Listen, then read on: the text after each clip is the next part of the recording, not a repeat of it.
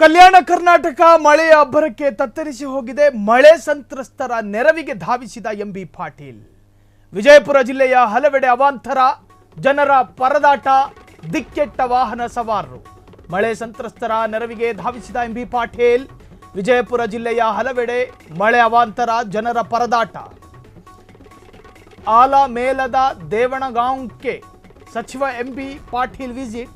ಕಾಳಜಿ ಕೇಂದ್ರದಲ್ಲಿ ಎಂಬಿ ಪಾಟೀಲ್ ಮುಂದೆ ಮಹಿಳೆ ಕಣ್ಣೀರು. ಸೂಕ್ತ ವ್ಯವಸ್ಥೆ ಕಲ್ಪಿಸುವಂತೆ ಉಸ್ತುವಾರಿ ಸಚಿವರಿಗೆ ಮನವಿ. ಮನೆ ಮಠ ಇಲ್ಲದೆ 4 ದಿನದಿಂದ ಕಾಳಜಿ ಕೇಂದ್ರದಲ್ಲಿದ್ದೇವೆ, ಹೀಗಾಗಿ ನಮಗೆ ಸೂಕ್ತ ವಸತಿ ಕಲ್ಪಿಸಿ ಕೈ ಮುಗಿದು ಕೇಳಕಂಡ ಸಂತ್ರಸ್ತೆಯನ್ನ ಸಮಾಧಾನ ಮಾಡಿದ ಸಚಿವ ಎಂಬಿ ಪಾಟೀಲ್. ಮಳೆ ಸಂತ್ರಸ್ತರ ನೆರವಿಗೆ ಧಾವಿಸಿದ ಏಕೈಕ ರಾಜಕಾರಣಿ ಎಂಬಿ ಪಾಟೀಲ್.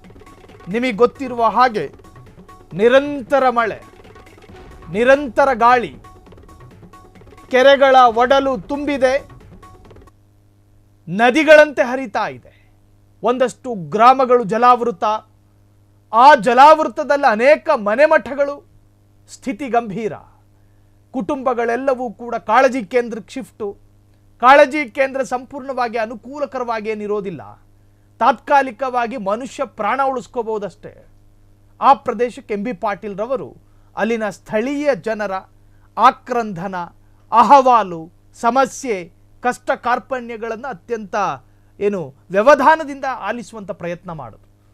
ಪರಿಹಾರವನ್ನು ಕೊಡ್ತೀನಿ ಅನ್ನುವಂಥ ಭರವಸೆಯನ್ನು ಕೂಡ ಕೊಟ್ಟರು. ಆ ದೃಶ್ಯವನ್ನು ನೀವೀಗ ಗಮನಿಸ್ತಾ ಇದ್ದೀರಿ.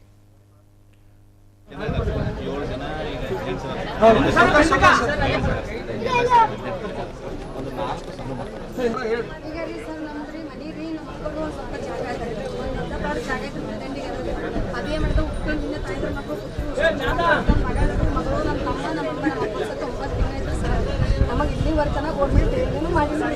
ನಮ್ಮ ಅಪ್ಪನ ಹೆಸರು ಹೊಲ ಇಲ್ಲ, ಮನೆ ಇಲ್ಲ, ನಮ್ಮ ದೊಡ್ಡ ಪ್ರಸರ ಕಾಕ ಹೆಸರು ಸೈ ಯಾರು ನಮಗೆ ಹಾಕ್ಕೊಟ್ಟಿಲ್ರಿ. ಈ ಸಲ ನಾವು ಸಾಲ ಮಾಡೀವ್ರಿ. ಅದೇ ಮನೆ ಉಟ್ಟು ಬೇತು ಬಿಟ್ಟದ್ರಿ, ನಿಮ್ಗೆ ಚೆನ್ನಾಗಿ ಸಾಲ ಬಂದೀವ್ರಿ. ಹೆಚ್ಕೊಳ್ತಿಲ್ರಿ, ಹಾಸ್ಕೊಳ್ತಿಲ್ರಿ, ಊಟ ಕೊಡ್ತಾರ್ರಿ, ಉಂಡಿವ್ರಿ, ಬಂದು ಊಟ ಕೊಡ್ತಾರ್ರಿ. ಅದೆಲ್ಲ ಈ ಸಲ ನಮಗೆ ಏನಾದ್ರು ಶಾಶ್ವತ ಅಂತಂದ್ರೆ ಮನೆ ಕೊಟ್ರೆ ಏನಾದ್ರು ಬದುಕ್ತೀವಿ ಅಂದ್ರೆ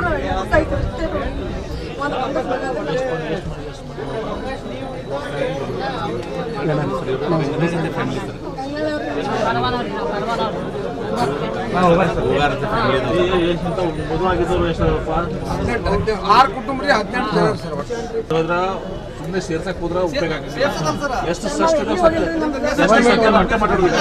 ಸುಮ್ಮನೆ ಆದ್ರೆ ಏನಾಗ್ತದೆ, ಅದು ಸೇರ್ಸಕ್ ಹೋದ್ರೆ ಅವಕ್ಕೂ ತಪ್ತದ ನಾಳೆ. ಸುಮ್ಮನೆ ಇದು ಮಾಡಿದ್ರು ಕರೆಕ್ಟ್ ರೇಟದ ಅಂತ ಹೇಳಿದ್ರು, ಅದ್ರ ಪ್ರಕಾರ ಇದಕ್ಕೆ ಕ್ರಮ ಕೈಗೊಳ್ಳೋದು. ಒಟ್ಟು ಶಾಶ್ವತ ಪರಿಹಾರ ದೊರಕಿಸಿಕೊಡುವ ನಿಟ್ಟಿನಲ್ಲಿ ವಿಚಾರ ಮಾಡ್ತಾರೆ ಅಷ್ಟೇ. ಊಟ ಪೀಠ ಏನು ಪ್ರಾಬ್ಲಮ್ ಇಲ್ಲ, ಇರ್ತೀವಿ ರೀ, ಏನು ಪ್ರಾಬ್ಲಮ್ ಇಲ್ಲ. ಟೈಮ್ ಊಟ ಇದೇ 1 ಮಿನಿಟ್ ಒಬ್ರು ಅವ್ರಿಗೆ ಬಂದಿಲ್ಲ. ಈಗ ನೋಡ್ಕೊಂಡು ಸ್ಥಾನಿಕ ಚೌಕಾಸನು ಹೋಗ್ಬೋದು. ನಾವು ಹೇಳಿದ್ದು ಒಂದೇ ಇರಬೇಕು, ನೇಮರ್ಗಳು ಪಂಚಾಯತ್ ಒಂದೇ ಇರಬೇಕು. ಇದು ಮಾತ್ರ ಕ್ಷಣ ಕ್ಷಣದ ಸುದ್ದಿಗಳಿಗಾಗಿ ಫ್ರೀಡಂ ಟಿವಿ ಸಬ್ಸ್ಕ್ರೈಬ್ ಮಾಡಿ, ಲೈಕ್ ಮಾಡಿ ಹಾಗೂ ಫಾಲೋ ಮಾಡಿ. ಹೊಸ ಸುದ್ದಿಗಳ ನೋಟಿಫಿಕೇಶನ್ಗಾಗಿ ಬೆಲ್ ಐಕಾನ್ ಮೇಲೆ ಕ್ಲಿಕ್ ಮಾಡಿ.